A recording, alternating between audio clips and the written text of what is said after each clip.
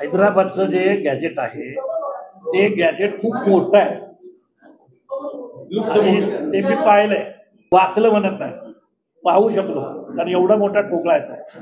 पण मला आवश्यक असलेल्या गोष्टी ज्या आहेत ते मी पाहिल्या.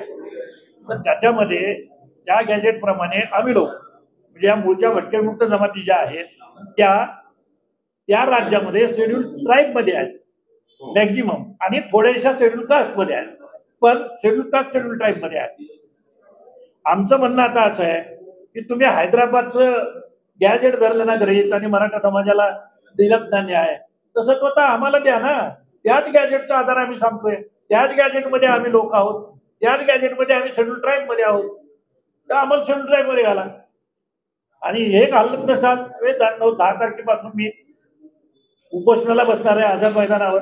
माझे सगळे सहकारी उपोषणाला बसतील. तर आता ही आमची शेवटची लढाई आहे. किती लोक असतील ही गोष्ट मी सांगू शकत नाही. कसं गृहीत धरणार? कोणीच नाही असं गृहीत धरा.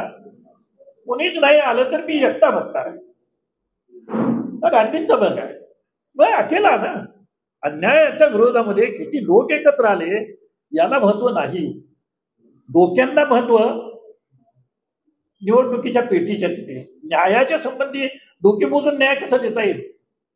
जर उद्या पार्लमेंटमध्ये कायदा आणला की महिलांना घरात बसवा, सगळे पुरुष मतदान करतील हो हो बसवा म्हणून, असं चालेल काय? नाही चालणार.